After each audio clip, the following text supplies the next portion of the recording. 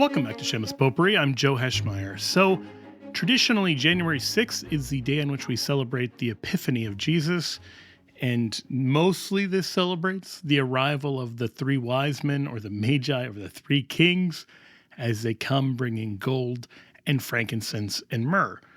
And historically, this holiday has been a pretty big deal. It's also one of very few events that Matthew writes about in the infancy of Jesus. And so I want to ask a few questions, like why should we care about this and what does this passage mean? But before I get into the particular questions I want to explore, I want to just give a little bit of the biblical basis. So in Matthew chapter 2, verse 1 to 2, we're told that when Jesus is born in Bethlehem of Judea in the days of Herod the king, wise men from the east came to Jerusalem saying, "Where is he who has been born King of the Jews? For we have seen his star in the east and have come to worship him." And it's a very strange passage when you think about it. Who are these guys who've shown up from somewhere in the east? And why are they going to tell Herod that they're coming to worship a king? Now, this triggers the massacre of the innocents. Herod believes that Jesus is a rival, and he goes to kill all of the children 2 and under in the area of Bethlehem. But we're going to ignore actually huge chunks of all of this because there's so much just in 3 verses, four verses. This is verse 1 and 2, and then jumping forward to verse 10 and 11. That the Magi saw the star, they rejoiced exceedingly. They go into the house, they see the child with Mary his mother, and they fell down and worshipped him. Then, opening their treasures, they offered him gifts, gold and frankincense and myrrh. So there's a lot of questions we could ask. I want to ask 4. Number 1, okay, who are these guys? Are these wise men? Are they Magi? Are they kings? What does all that mean? Number 2, why should we care about them? Like, why does Matthew think this is such an important detail that he includes it in the infancy narrative? Why does the church think it's such an important detail that this has historically been a major feast day? And then third, did the Magi really worship Jesus? I mean, look, these look like non-Jews. These look like Gentile pagans who've come in and then they start worshiping Jesus Christ, the second person of the Trinity, as God. Are we really to believe that some of the first Christ followers are non-Jews and that this is told to us in the Gospel of Matthew, which is usually considered like the most Jewish of the 4 Gospels? And then fourth, why these gifts? Like, why does Matthew think it's important to specify that they give him gold and frankincense and myrrh? What is the kind of theological significance of those gifts? Why give those particular gifts? You know, they don't just give him a Target gift card. These are thoughtful, like intentional gifts that mean something. So with that in mind, let's get to the first question. Who are the wise men or the Magi or the kings? And there's kind of, I think, 3 phases you go through in your understanding of this story. A lot of times, if you grew up hearing the story more than just reading it in the Gospel of Matthew, you probably had in mind 3 actual kings, like the King of England. That there are just kings of 3 different countries who team up and go exploring, looking for the newborn king who is the King of Kings. And you see that depicted in a lot of art. But then eventually, hopefully, you read the Gospel of Matthew and think, wait a second. It just says wise men from the east. And so that brings you to what I call phase 2, where you say, oh, I guess these aren't kings. These are just like wise people. Or maybe you'll say, well, they're magicians. Or maybe you'll say they're space wizards. If that last claim sounds insane, it's coming from somewhere, a YouTube channel called Bible Unbound, which presents the story of the arrival of the Magi this way. I'm going to give just a couple little excerpts. What if I told you that the 3 kings that visited the baby Jesus were not kings at all? Not even wise men, but actually space wizards? So you might be saying, that sounds kind of crazy. What do you mean by that? Well, here's what he means by that. These men are, in the Greek, called Magi, the plural form of the word magus, the root of the modern English word magic. Historians have come to realize that the men traveling by starlight to find the Christ who is being born were most likely a caste of Persian sorcerers who are referred to as Magi in other ancient historical sources. The problem with phase 2, oh, I guess they're not kings at all, they're just wise men or space wizards or whatever, is that it goes too far. And this isn't just some later kind of argument. Tertullian, early 200s, right, like the very beginning of the 200s, says that the East, on the one hand, generally held the Magi to be kings. Now, he's writing fairly close to the time all of this stuff happens. And he's not just talking about like the events of the Bible, but just kind of the general way that the Magi were understood and reckoned. Well, is Tertullian right? Was there some sense in which the Magi were understood as sharing in royal authority as wise men? Well, there's some biblical evidence that points to the answer being yes. In the book of Esther, the king consults the wise men on a matter of law. So in context, his queen did not show up when she was expected to in royal court. She just refused the summons, and he wants to know what can he do in response and what should he do in response. And so we're told the king said to the wise men who knew the times, for this was the king's procedure toward all who were versed in law and judgment. The men next to him being, and then it lists 7 men, and describes them as the 7 princes of Persia and Media. So you'll notice there that the same men are referred to as, on the one hand, wise men, and on the other hand, princes. Now, the underlying Hebrew used there is a word that is used some 400 times in the Old Testament, and in about 208 times is translated as prince or princes. It can also be captain or captains, chief, ruler, governor, keeper, principal, general, lords. You get the idea. But it shows some sharing in royal authority. And you might say, well, why is that? Well, think about the kind of mindset of the ancient world. If you've got men who are very wise, this could mean one or both of 2 things. Number one, they understand the laws and the procedures and the governance really well. And or number 2, they understand the spiritual realm really well. They're magicians. They are fortune tellers. They are able to predict the future. They're able to interpret dreams. They're able to do all of this stuff with like the spiritual realm. If you've got those kind of people in your realm and you're the king, you're probably going to give them a lot of responsibility, right? Like you're probably going to say, all right, I'm going to rely on the guy I know who can read the future. And we actually have examples of this happening in the Bible itself. Because one of these people, from a Jewish perspective, is Joseph, the Old Testament Joseph, the one who goes down into Egypt and he's sold into slavery, but he can interpret dreams. And so in Genesis 41, after he interprets Pharaoh's dreams correctly, Pharaoh says to him in verse 38, "Since God has shown you all this, there is none so discreet and wise as you are. You shall be over my house, and all my people shall order themselves as you command. Only as regards the throne will I be greater than you." So Joseph is, for practical purposes, a wise man and something like a king. The next chapter of Genesis 42, describes him as governor over the land. So there is a true royal authority, a gubernatorial authority that is tied here to Joseph being a wise man. It's not just automatic, it's just that the Pharaoh recognizing his wisdom gives him this kind of authority. And we see this elsewhere as well. In the book of Daniel, Daniel chapter 2, the king Nebuchadnezzar has a dream. He commanded that the magicians, the enchanters, the sorcerers, and the Chaldeans be summoned to tell the king his dreams.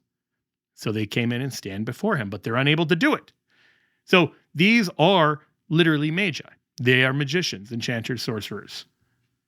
But because they can't successfully perform their task, he's furious and commands that all the wise men of Babylon be destroyed. That's Daniel 2, verse 12. So you'll notice the wise men and magicians, these are interchangeable kind of concepts. Well, Daniel is a wise man who's able to interpret dreams. And so the king rewards him after he successfully interprets the dream. Jump down to verse 48 and 49. King Nebuchadnezzar gave Daniel high honors and many great gifts and made him ruler over the whole province of Babylon and chief prefect over all the wise men of Babylon. And then Daniel even asks the king, and is given the ability to appoint Shadrach, Meshach, and Abednego over the affairs of the province of Babylon, while Daniel himself remains at the king's court. So you can see that there's a real sharing in the authority of government that happens there. So it's not crazy to imagine that the Magi are something king-like in their authority. Now, it's true, the phase one kind of understanding where you're just imagining something like the King of England, that's too simplistic. It's not quite that. But it's also too simplistic to say, therefore, it's nothing. They're just, these smart guys. Like, this is just the university professors who are out there on a mission to go find the Messiah. No, it's not that. They're not space wizards. They're not university professors.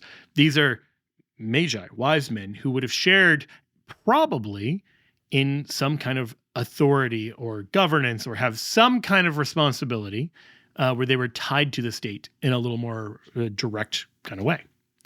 So that's the first question. Second question then is, why do the Magi matter?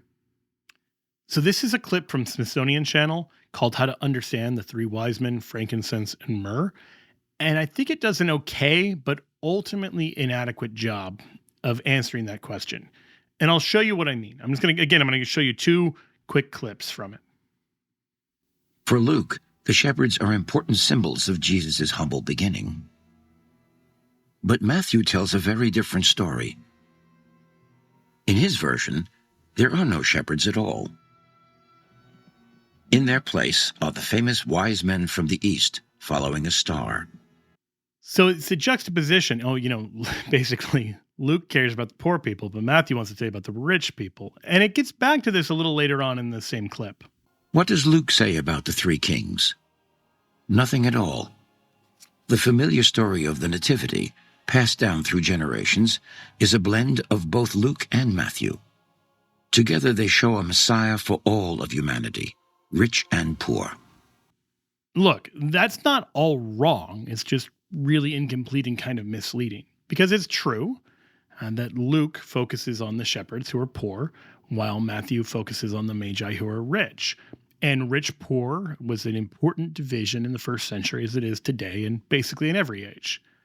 But there's another overlay that isn't even touched on in this description that's also really important, because the shepherds are Jewish and the Magi, by all appearances, are pagan Gentiles. Now, you will find people who dispute that, but I think the best argument is that they are. And this is really important because as tense as rich-poor relations were, and could certainly be, Jewish-Gentile relations were incredibly tense in this period as well. You may know the Jews, not long after this, revolt against their Roman kind of oppressors, and this leads to the destruction of the temple in the year 70 in the diaspora, where the Jews are sent off to kind of the four corners of the empire. So it's striking that we find these worshipers of Jesus who are both rich and poor, and both Jewish and Gentile. These are important things that are being revealed about, and this is where I think the Smithsonian account gets it quite right, that Jesus comes for all. And so this is also, by the way, the fulfillment of a lot of Old Testament prophecy. In Genesis chapter 18, God describes how Abraham is going to be made a great and mighty nation, and significantly, not just a great and mighty nation for Israel, but also that all the nations of the earth shall bless themselves by him. And then this is continued in places like Isaiah chapter 56, when we're told about the foreigners who join themselves to the Lord to minister to him, to love the name of the Lord, and to be his servants. And how these Gentiles, right, these foreigners, will make offerings to the Lord, and their burnt offerings and their sacrifices will be accepted on the Lord's altar. Why? Because his house shall be called the house of prayer for all peoples. Now, Jesus, if you remember, in the purification of the temple, the driving out of the money changers, references this passage, that this is the fulfillment of that. And the early Christians got, like, an important part of what's going on with the Epiphany, with the adoration of the Magi, with the coming of the wise men, is that it's showing that Christianity is for everybody. And so in Western European art, like medieval art, you see this representative in a few ways that I think are really kind of fascinating. So for instance, historically, there was a tradition of having three different ages of the three Magi. So you'd have a young man, a middle-aged man, and then an old man to show this is for everybody, right? And then after the Council of Florence, when the East and the West try to reunite, we find shortly thereafter that an Italian painter using the Byzantine emperor from the East as a model for one of the three kings or the three wise men. And around this same time, the 15th century or so, you also start to see more and more African magi. So one of the three magi, usually Balthazar, will be depicted as of African origin. And, by today's standard, that might be kind of unremarkable. You've got a multicultural cast of characters.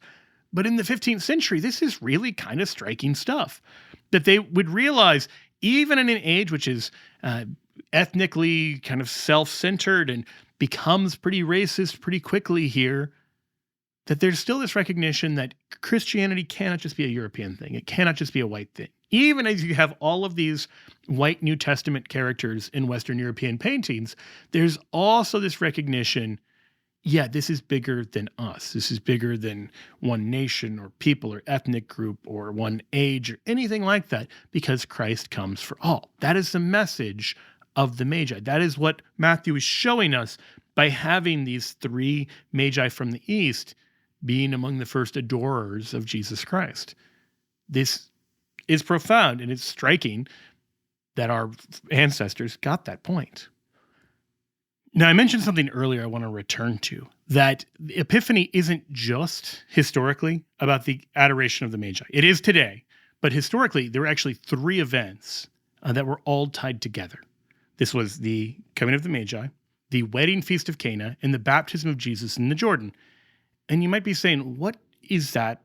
Like, what do those three things have in common? What those three things have in common is that they're all examples of an epiphany. Here's what I mean.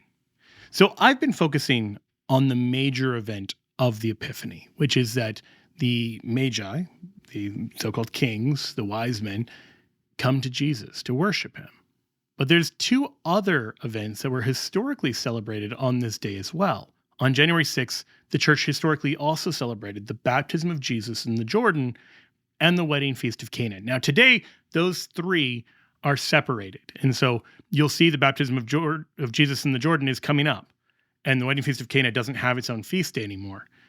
But why were those three things ever together? Well, it's right there in the name Epiphany. An epiphany is a revelation. It's a manifestation. It's a striking appearance. And so this was the festival of the manifestation of Christ. I had An epiphany? No, it had like religious proportions to it. So right, that's what an epiphany is, the revelation, that kind of religious sense. And this is something that we see prophesied. So you already heard the Smithsonian account, Luke doesn't mention the Magi at all, but Luke does present Jesus in the temple. And in the presentation of Jesus in the temple, Simeon, an old man, holds him up and proclaims this prayer of thanksgiving that the Christ is coming into the world, basically. That he has seen the salvation which God has prepared for all peoples, a light for revelation to the Gentiles, and for glory to thy people Israel. And so why do we consider the adoration of the Magi as an epiphany? Well, because it's exactly that. This is the light of revelation to the Gentiles, in this case, pretty literally with the star.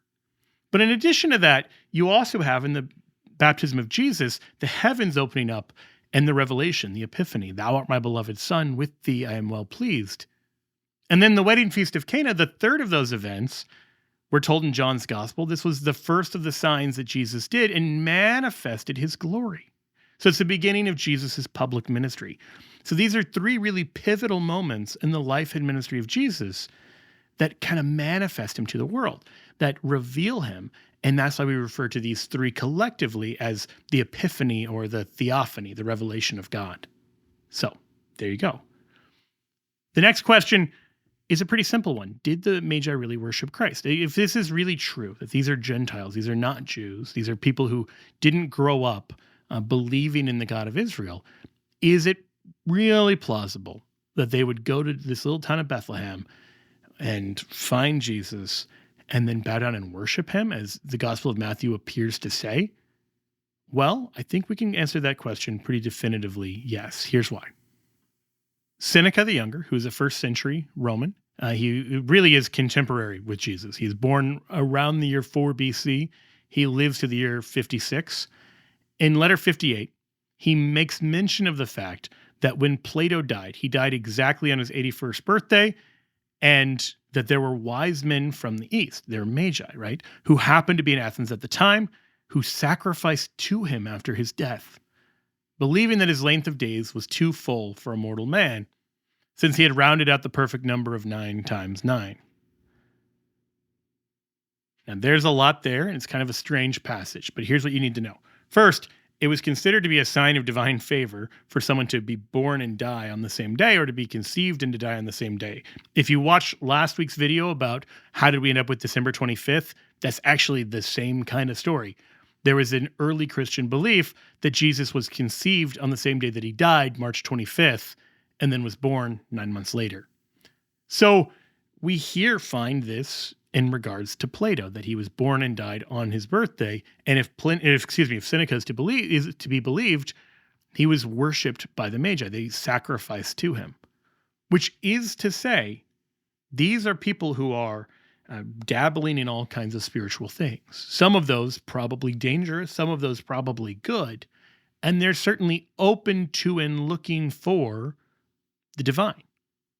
And so if they're willing to look at someone who lived a brilliant life like Plato and then dies on his birthday and say, aha, this might be sign enough that this man is a god, well, then it's certainly not strange or surprising that other Magi would also say, okay, all of this evidence points to this star over Bethlehem and this, astrological kind of data pointing to this being the new king. Particularly if they're combining whatever their astrological knowledge is with any kind of knowledge of the Jewish scriptures. Because even if they weren't practicing Jews, they probably were exposed to some amount of Jewish scripture in the same way they were exposed to people like Plato. They were brilliant, well-read individuals who, in this case, probably also benefited from the Babylonian captivity, where there'd been an exposure to Judaism in the East. So all that's to say, it's not really shocking or surprising that they should worship the true God, because these were religious seekers, among other things. Okay, so now to the question many of you may be really here to see. What did the Magi's gifts mean? Now, Canada Moss at University of Notre Dame, I think she does a very good job of presenting the case succinctly. This is from that same Smithsonian video that I quoted earlier.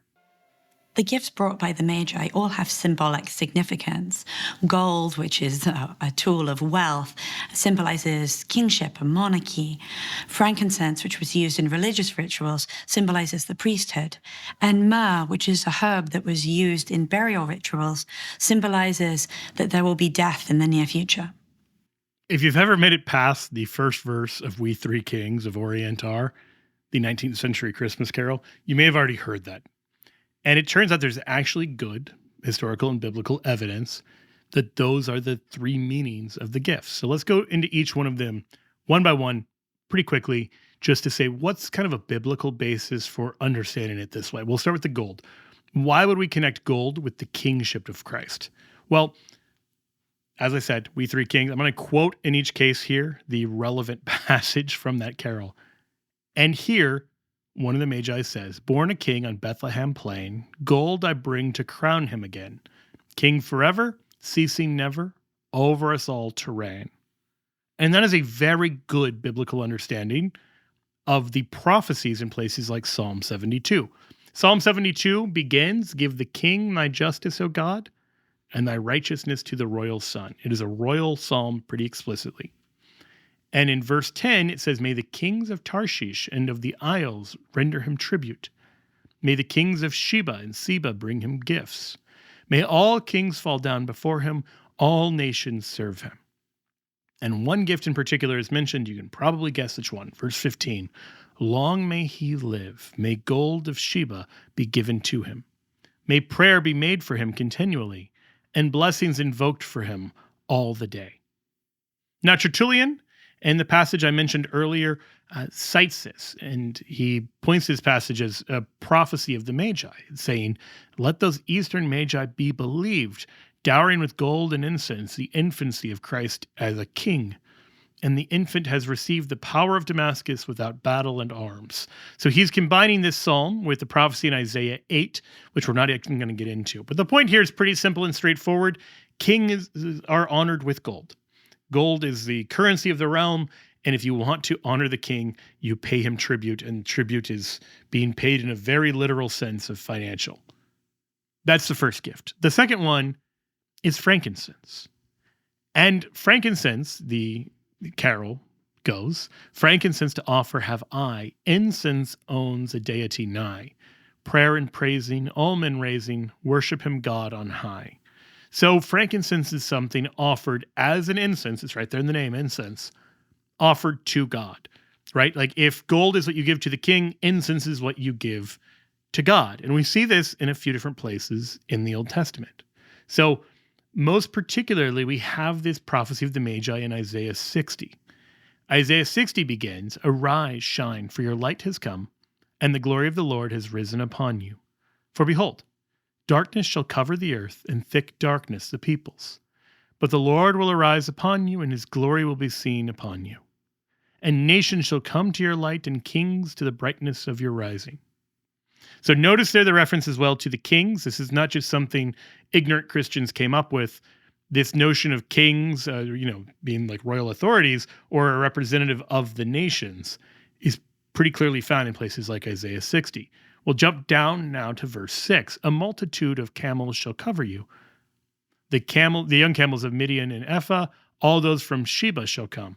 They shall bring gold and frankincense, and shall proclaim the praise of the Lord. So we already saw the prophecy about gold from Sheba, but now we also see frankincense. Now you might be wondering, what's the significance of Sheba here? I mean, several different locations are mentioned, but this one's getting mentioned repeatedly.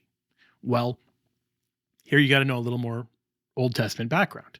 In 1 Kings chapter 10, King Solomon is, the son of David, the literal, biological, immediate, next generation son of David.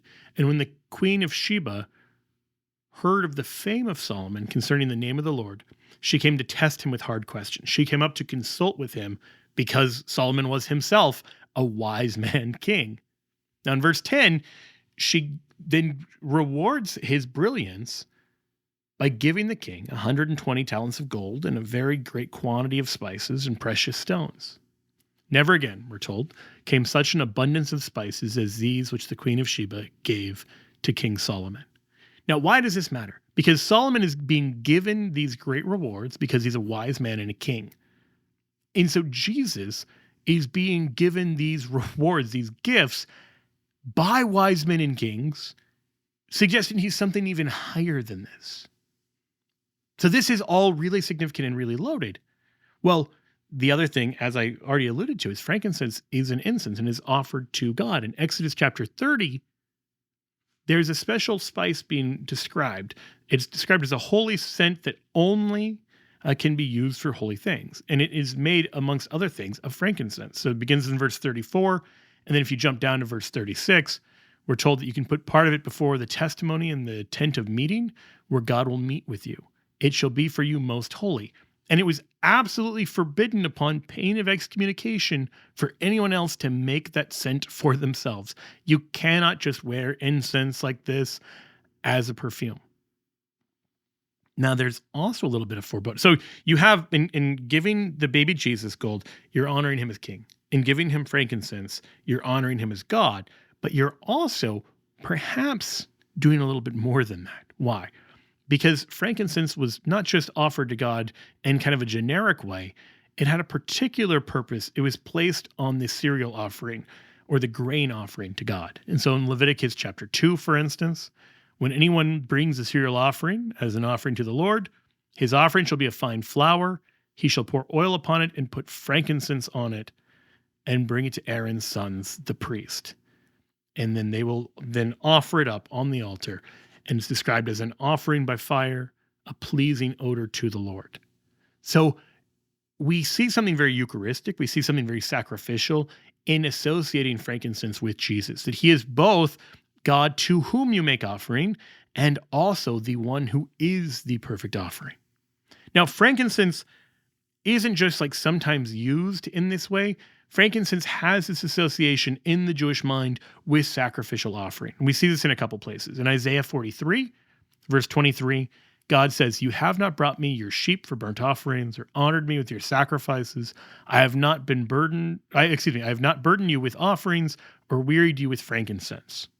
So you'll notice the same thing is described 4 different ways: burnt offerings, sacrifices, offerings, and frankincense. That's how much frankincense was associated with the sacrificial offering. Likewise, in Jeremiah chapter 6, verse 20, God asked, "To what purpose does frankincense come to me from Sheba, or sweet cane from a distant land? Your burnt offerings are not acceptable, nor your sacrifices pleasing to me." So there, frankincense from Sheba is very explicitly tied in with the idea of a sacrificial or burnt offering. So when we read the gift of frankincense as being about sacrificial offering, it's true. You can find ancient references to frankincense being used for something else, but it has this very strong connection to the sacrificial offering made to God. And Jesus embodies that perfectly, both as God and as the perfect offering to God. That then leads to the third gift. But wait, there's myrrh. The gold and frankincense were foretold in the Old Testament. But when the Magi show up, they don't just show up with gold and frankincense. They have this third gift that you don't see mentioned in Isaiah, that you don't see mentioned in the Psalms. And it's quite shocking. It's myrrh. Why is it shocking? Well, we get that, again, pretty clearly from the carol. "Myrrh is mine, its bitter perfume, breathes the life of gathering gloom, sorrowing, sighing, bleeding, dying, sealed in the stone-cold tomb." Myrrh is an embalming spice. Now, it smells fragrant. This is why you use it. So sometimes it's used for other things, but it has a strong association with preparing a body for burial. And in fact, this is exactly what happens to Jesus. In John chapter 19, after Jesus dies, Nicodemus comes and takes his body, and he brings with him a mixture of myrrh and aloes, about 100 pounds worth. The point here is that you cannot separate the wood of the manger from the wood of the cross. You cannot separate Christmas from Easter, because Jesus comes into the world to die. Now, he does many, many other things, but you cannot understand why he's come into the world without understanding that he's come into the world to solve the problem of sin, and that the chief way he solves the problem of sin is Good Friday. It is dying on the cross. And so take these three things together. You have the gold, you have the frankincense, and you have the myrrh. And what you have in this perfect offering the Gentiles are bringing to the Lord, as had been prophesied that they would do, is exactly what the hymn, or the carol, "We Three Kings" says. "Glorious now, behold him arise, King and God and sacrifice."